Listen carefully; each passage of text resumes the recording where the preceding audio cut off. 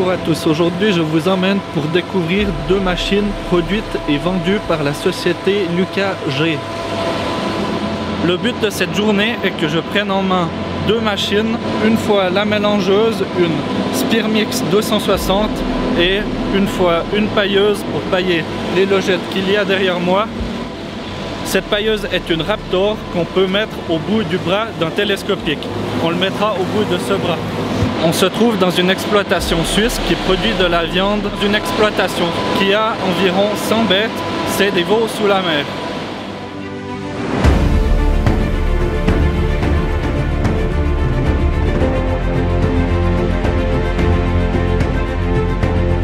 C'est là que sont entreposées les balles de silo enrubanné et le merlot vient pour en attraper 3 à la fois. Le but est de commencer à remplir la mélangeuse pour pouvoir la laisser travailler pendant qu'on nettoie les stabulations. On devra commencer par mettre une boîte de paille et ensuite on mettra les 3 boules.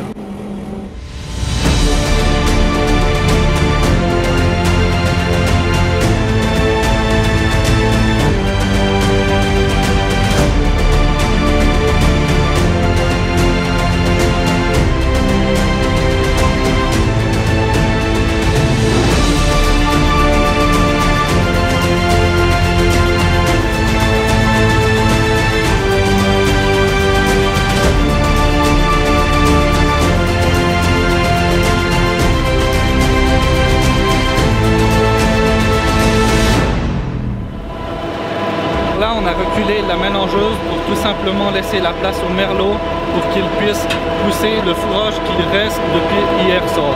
La mélangeuse tourne déjà. Pour l'instant, elle est en train de mélanger une boîte de paille et 3 boîtes de silo. Il en manque encore 2 de regain, mais ça, c'est pour dans environ 30 minutes.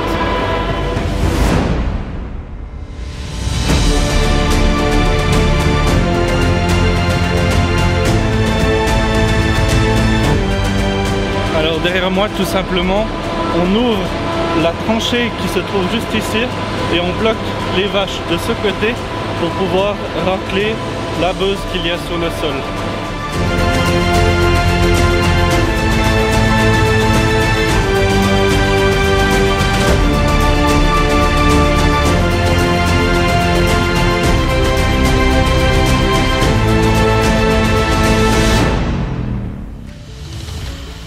Alors bonjour Colin. Salut.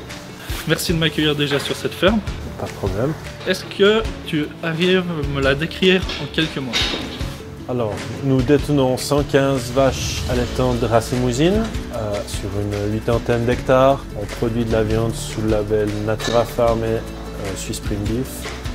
Des animaux qui sont envoyés à l'abattoir, maximum 330 kg de poids carcasse et 18 mois maximum. D'accord.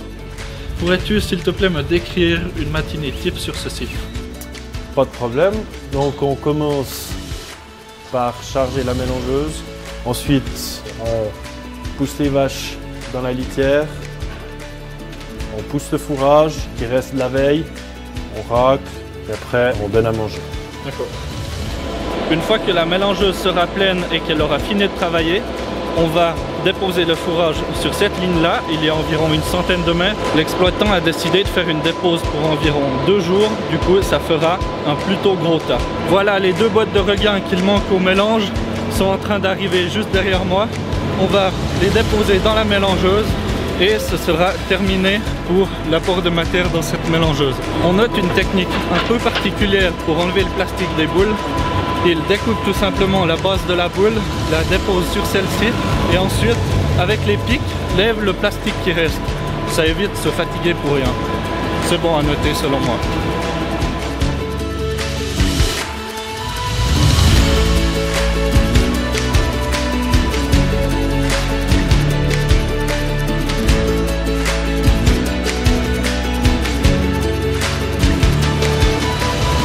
C'est assez étonnant de voir qu'il y a quand même encore pas mal de place, malgré le fait qu'il y a quand même déjà 6 boules à l'intérieur.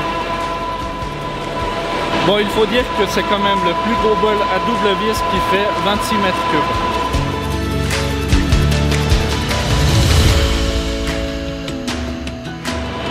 Le but de l'opération qu'on fait juste maintenant est assez simple. c'est de passer toutes les vaches du côté de la crèche pour qu'elles puissent manger et que plus tard on puisse utiliser ce couloir pour tailler les logettes sans qu'elles soient à l'intérieur.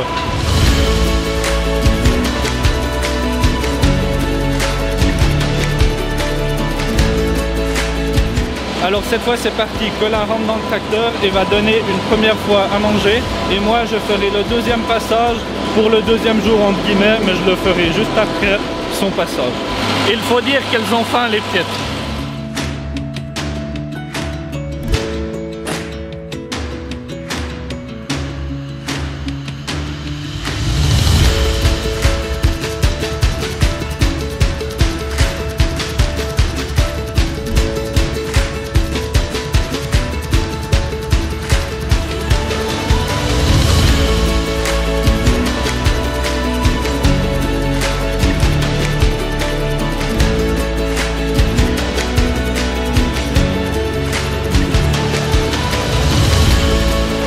Alors cette fois c'est à mon tour, je vais devoir prendre en main ce tracteur de 190 chevaux et donc la Spearmix 260.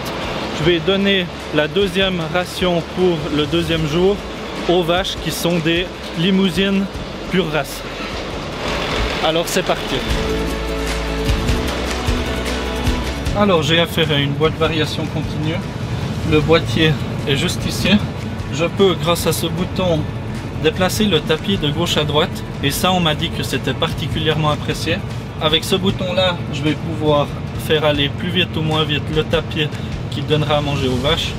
La porte je la gère avec celui-ci et c'est à peu près tout ce que j'ai besoin de savoir. Le reste des boutons concerne la trappe qu'il y a à l'arrière parce qu'elle peut vider soit devant soit derrière. Personnellement je vais utiliser ceux qui concernent la trappe de devant car c'est comme ça qu'est utilisée la machine sur cette exploitation. Alors on est parti. Je vais commencer par enclencher la prise de force. C'est une machine qui tourne sous 540 tours minute. Alors on est parti. Je vais commencer par reculer pour commencer au bon endroit. Je dois mettre le circuit hydraulique pour que tout simplement les circuits hydrauliques de la machine puissent tourner. Je l'ai mis sur le numéro 1 et puis c'est parti.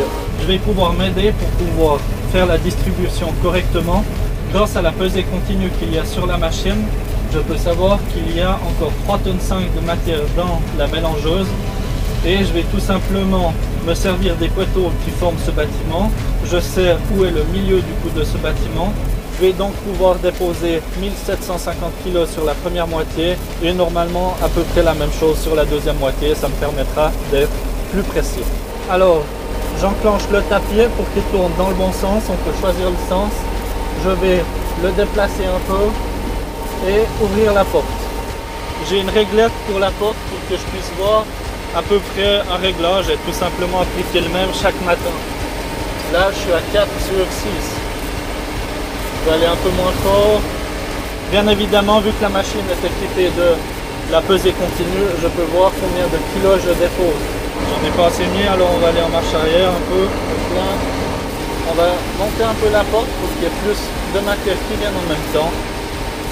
Baisser un peu la vitesse. C'est des réglages quand même assez intuitifs, hein. Je fais pas ça tous les jours. Franchement, ça vient tout seul. Il y a 3 paramètres à penser. Et puis bien souvent, ça va plus ou moins tout seul. Après, il faut faire une distribution à peu près homogène. Ça, malheureusement, je suis quand même pas un expert. Non, franchement, alors ça va tout seul. Là, j'ai une petite vitesse, ça va presque trop facilement, c'est presque dommage. J'aimerais bien vous montrer un petit peu plus les réglages. Là, on va aller un peu plus vite. De toute façon, la matière s'écoule assez régulièrement. Ça, c'est quand même un sacré avantage. Ah, ça fait des jolis temps. Hein. Pour 2 jours, c'est quelque chose qui arrange pas mal. La machine est assez réactive. Le débit hydraulique qui suit, ça c'est clair. Le but est de ne pas en mettre dans les crèches. Voilà. Et on va faire la deuxième moitié.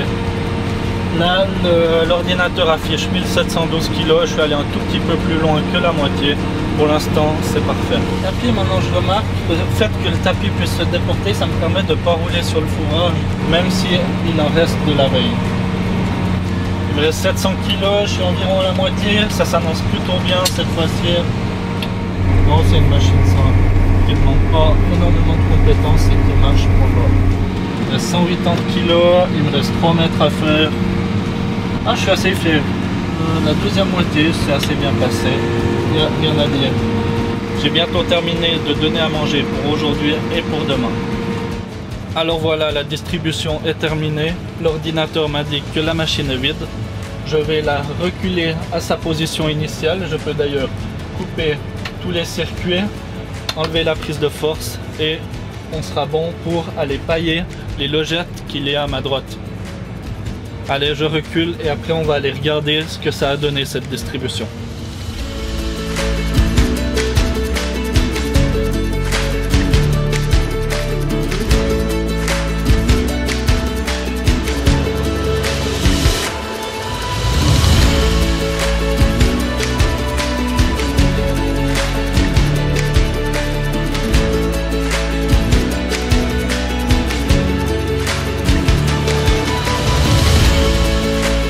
Alors cette fois, la distribution est terminée. On va aller voir cette distribution. Pour l'instant, ça a l'air pas mal homogène, mais on va surtout poser la question aux professionnels. Qu'a donné ma distribution sur cette ligne, Colin?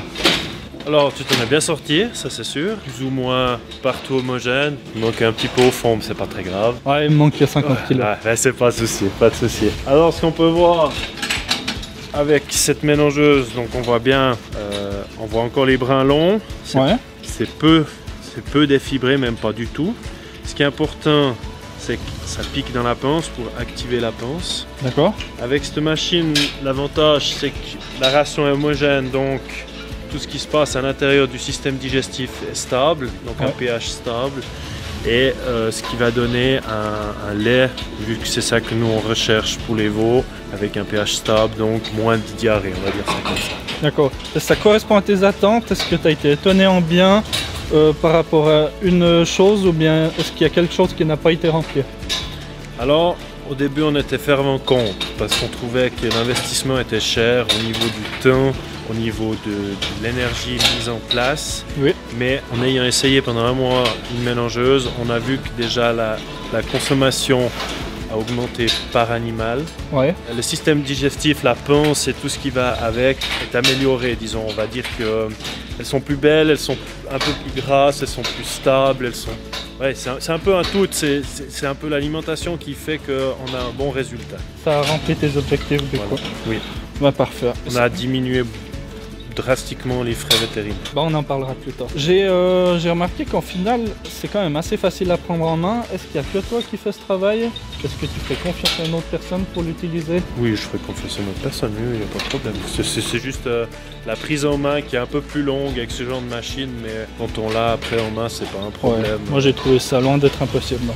Alors parfait. En tout cas, elles ont l'air contentes. Est-ce que tu peux nous parler de ta ration? Alors, dans ma ration, on a une botte carrée de 400 kg à peu près, 3 boules de foin première coupe, à peu près 600-700 kg, 2 boules de métail, 700 kg, et puis 2 boules de regain, 2 ou 3e coupe, ça dépend ce qu'on a. D'accord. Est-ce qu'elle s'en sort bien avec cette émission? Très très bien, ça prend un peu plus de temps avec du fourrage long, mais ça tout le monde le sait, mais avoir la qualité qu'il y a devant vous là, pour nous c'est notre objectif est atteint. Okay. Avant, comment se passait ta distribution? Alors avant, on avait le télescopique et puis on mettait les boules devant les râteliers. Au niveau manutention, c'était formidable, ça prenait pas beaucoup de temps. Par contre, les vaches, le problème c'est qu'elles vont toujours manger le meilleur. Ouais. Le meilleur c'est forcément ce qui est le plus acide pour le ventre, on va dire ça comme ça, et puis on avait des problèmes de diarrhée. Elle est là pour combler quel genre d'objectif? Depuis qu'on a cette machine, on peut mélanger toutes les coupes, tous les différents fourrages en même temps. La ration elle est plus homogène et surtout plus stable pour les vaches, pour le système digestif et donc au final le lait et donc les veaux ont moins de diarrhée. Depuis quand est-ce que tu l'utilises? 1 année et demie. 1 année et demie. Est-ce qu'elle devait avoir des caractéristiques précises pour ce bâtiment, pour ton utilisation? Alors, le système du tapis qui fait droite-gauche. Ah, j'ai pu le tester. Voilà, ça c'était pour pouvoir en fait mieux distribuer, disons, parce qu'on fait une mélangée pour 2 jours en saison hivernale. Une fois qu'on a fini de donner à manger, quelle est la prochaine étape sur ce site? Le paillage. Le paillage des litières profondes qu'on voit juste là? Exactement. Alors c'est parti. Alors maintenant que toutes les vaches sont ici pour manger, on peut aller pailler les logettes qui sont à l'opposé. Du coup, il est temps de démarrer le merlot qui est juste là-bas dans le coin. Colin va commencer et moi je ferai la deuxième partie pour voir comment ça se passe avec cette Raptor de Lucas Joy.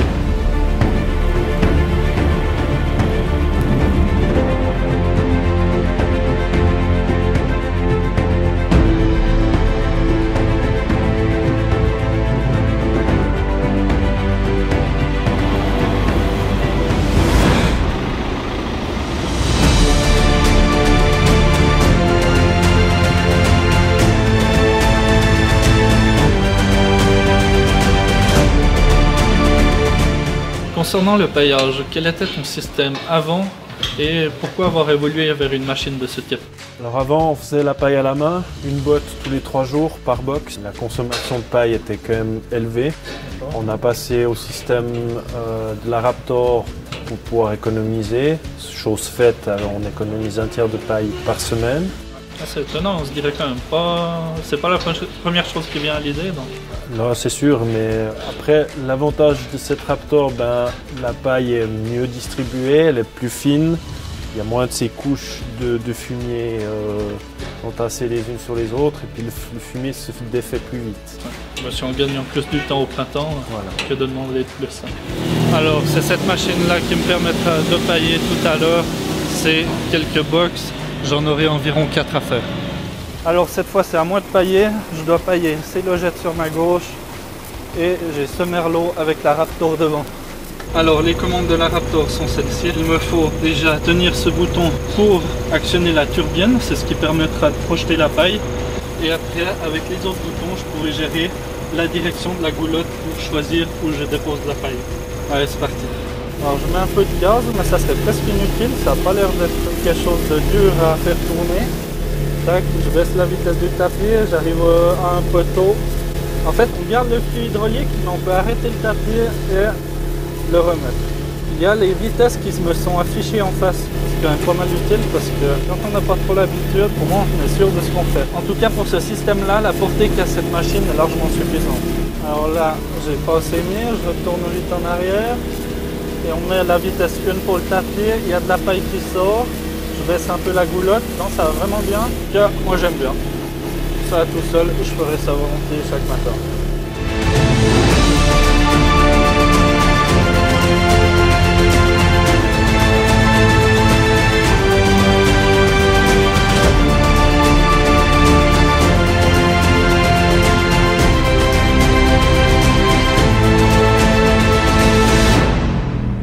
Du coup voilà, le paillage est terminé, en tout cas ma part est terminée. Je suis venu dans la stabulation pour voir à quoi ça ressemblait. Je suis assez étonné, il n'y a vraiment rien qui est resté collé, il n'y a aucun paquet qui est resté bottelé on va dire. Sincèrement pour moi ça a l'air d'être vraiment bien fait. Mais on va aller demander à Colin si ça remplit ses objectifs. Mon paillage déjà, est-ce que c'était convenable? Est-ce que j'ai fait ça plus ou moins bien? Pour une première, je trouve que tu t'en es bien sorti. Bon, peut-être qu'on a mal égalisé, mais c'est souvent le matin qu'on voit si on a bien fait ou pas, quoi, disons. Ouais, le matin, le lendemain. Le lendemain, si c'est ça là, c'est qu'on n'a pas mis assez. Ben là, on voit c'est de la paille hachée. Ouais. Ça fait tout de suite plus de tas que si c'est de la paille pas défibrée, disons. Ah carrément? Moi je trouvais justement qu'il y en avait peu. Enfin, j'en ai déjà vu plus, on va dire. Ouais. Qu'est-ce que tu en penses de cette machine, du coup, de sa qualité d'épandage? Elle va bien. Elle va bien parce qu'elle est assez flexible au niveau de la qualité de la paille. Ben, le premier box, je me demandais sur quel bouton je devais appuyer. C'était un peu le souci. Mais arrivé au troisième box, une fois que la turbine tournait et que j'avais pris en main la goulotte, il restait plus grand chose, franchement. Non, ça va. Hein. C'est simple d'utilisation. Bah voilà, j'aurais pas dit mieux. On va passer les vaches? Oui, pas de souci. C'est parfait.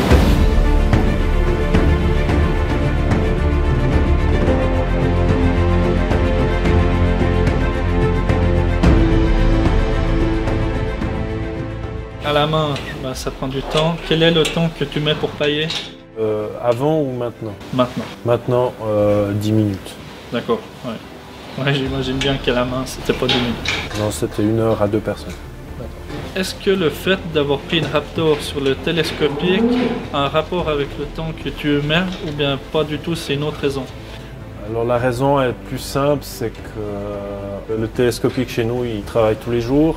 Il racle, il fait la paille, on pousse le fourrage, on charge la mélangeuse avec. Un Raptor sur le télescopique, ça nous permet d'avoir un tracteur en moins sur ce site et donc un outil de moins à stocker. D'accord, merci beaucoup. Merci Déjà, à toi. merci de m'avoir accueilli, merci de m'avoir permis d'utiliser ces deux beaux outils. Du coup, merci beaucoup. Merci à toi. Bonne journée. Bon, t'as vu une neige? Ouais, manger à fondu. Ça marche. Grande idée.